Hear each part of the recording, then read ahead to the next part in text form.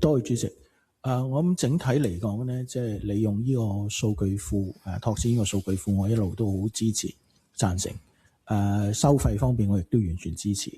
咁但係精益求精咧，即係有兩點我想提一提，即係睇睇係咪有冇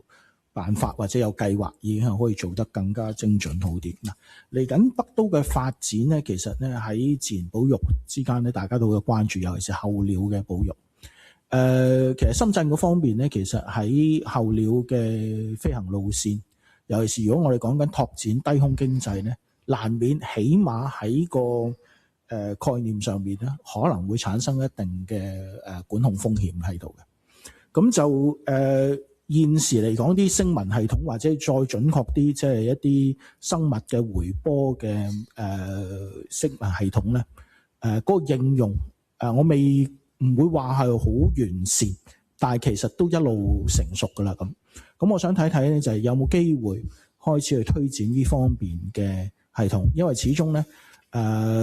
除非你真係猛禽啦，如果唔係一般嚟講咧，我哋即係講緊候鳥100到1000呢個空域咧，其實正正就係同我哋低空經濟好大機會重疊嘅，或者平時同我哋一啲嘅包括環境局嘅做一啲監控嘅工作啊，借助無人機嘅監控工作都有即係一定嘅關係喺度。咁會唔會喺呢方面即係進一步去推動，令到成個數據庫咧更加精準咧？咁樣，咁呢係一點。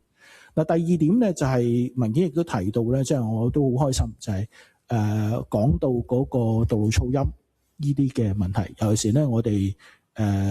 以往喺公務工程度咧花好多嘅資源咧，新建嘅道路就算周邊係未有一啲高樓大廈嘅時候咧，都會係做好多隔音屏障嘅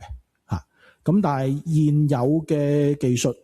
包括即係一啲窗戶嘅隔聲咧，其實已經可能做得好好噶啦。咁呢方面亦都係我都想了解多少少，會唔會有機會喺相關嘅一啲嘅法例法規要求度咧，多利用即係受點嗰方面嘅一啲嘅隔音，而減少咗喺道路嗰方面嗰個隔音嘅投入咧。咁呢兩個問題，多謝主席。好，局長唔該。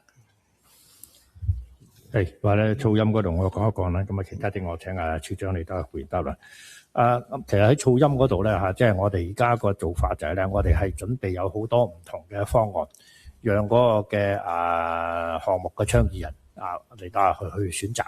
因為我哋見到好多時候咧，尤其是啲樓宇嘅設計咧即係其實有好多方法嚟到係減一個嘅噪音，同埋佢亦都佢個設計咧，同可能成個屋苑佢嗰個嘅概念或者佢自己一啲新穎嘅設計咧，佢哋都擺埋一齊。咁所以咧，我哋就係有好多個工具提供出嚟，但係我哋就唔打算咧，即係用法例嚟到規定佢必定要用某一種嘅方式，因為我覺得咁樣嘅話咧，可能扼殺咗好多咧，即係佢哋一啲嘅創意。咁對於啲樓宇嚟講咧，特別係重要嘅一啲嘅考慮嚟啦，咁樣。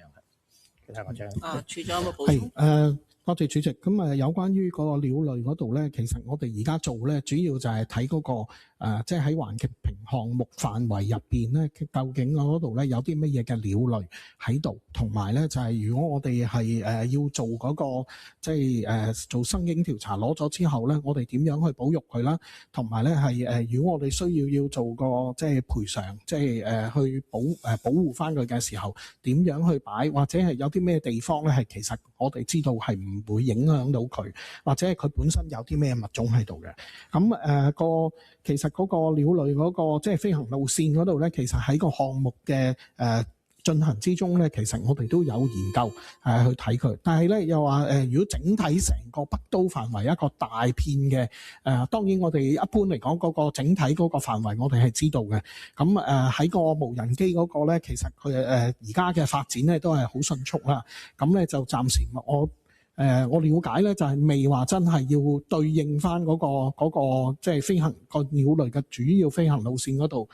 未用到我哋而家呢一個模型嘅。咁佢哋喺個做嘅時候咧，係按個別需要咧嚟去定佢嗰個飛行嘅路線嘅。咁譬如有陣時咧，如果我哋係需要睇個郊野公園啊，或者係個火災啊之類嗰啲咁咧，其實呢啲仲喺個研究階段。咁我哋翻去會同其他嘅部門去商討下，睇下點樣可以用我哋呢個資料去擺落去多啲